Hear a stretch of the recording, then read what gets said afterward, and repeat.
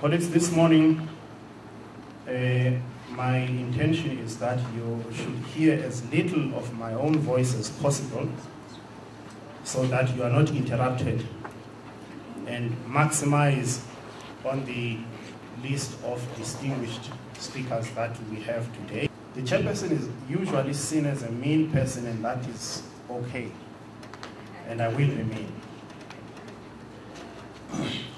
Today we have indeed a long list of distinguished speakers. So I will not waste any more time, and I will ask Professor Balintulo to take the podium. To be as far away from the lecturer as possible seems to apply today, right? Thank you, Prof. Songca. I'm not going to make your task easy in terms of your time constraints. Actually, I might eat into your time further. He's not here. Why? Because in the original draft of the program, Mr. Jack, I was given a full 30 minutes to welcome you. And I appreciated that a lot because in my previous life, I used to be given about 5 to 10 minutes to do a welcome. So I'm making up for all those deficits. But then in the final program, it was reduced to 25, right? So that's what I'm working on. So I will not say all protocol observed.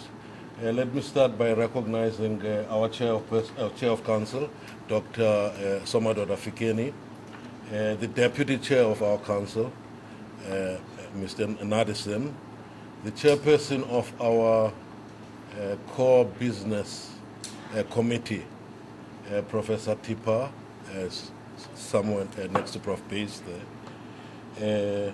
Our distinguished guests from outside who have really honored us by accepting our invitation to be with us on this very important occasion.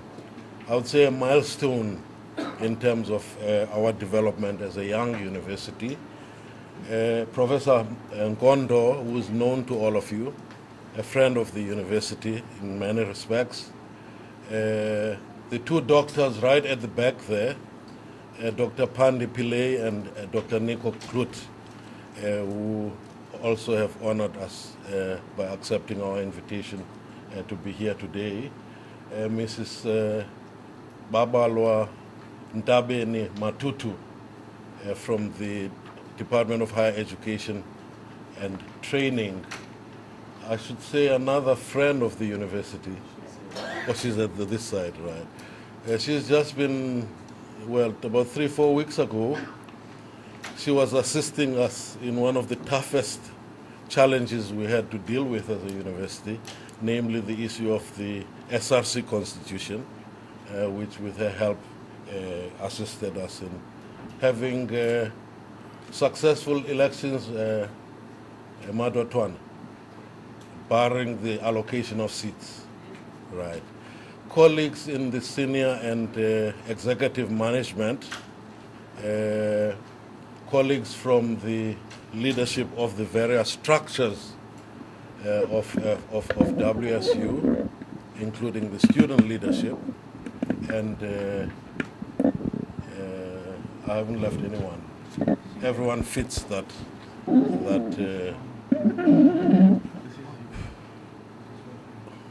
Are you trying to fix that one? Right.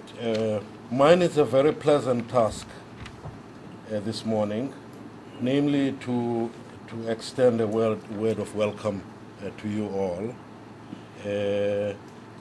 You will recall that on the 25th of August, our office informed the university community of the release of the report of the Ministerial Committee on Progress towards Transformation and Social Cohesion and the Elimination of Discrimination in Public Higher Education Institutions.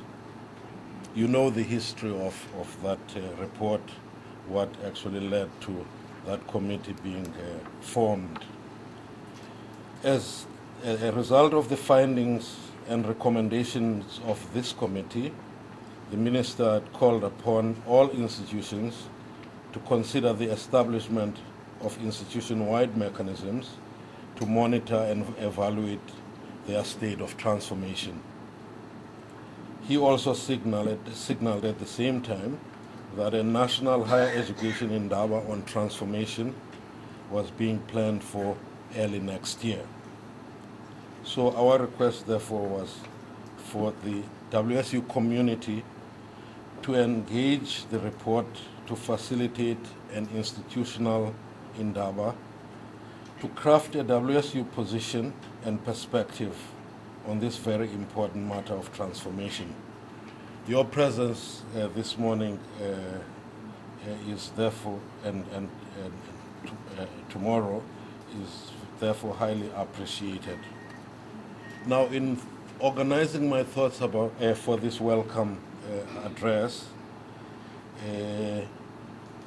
I found myself gravitating to the theme of the South African national higher education landscape, and then a question: transformed landscape or persistent legacy? I think the reason for that choice, if one might call it that, is that in the work that we are doing, which is nearing its completion in the next couple of weeks, on the review, the ministerial review committee on the National Student Financial Aid Scheme that Dr. Pandey, who is here with us today, is also involved in. I think we're coming, frontally with a really difficult reality in our country in terms of the higher education sector in particular.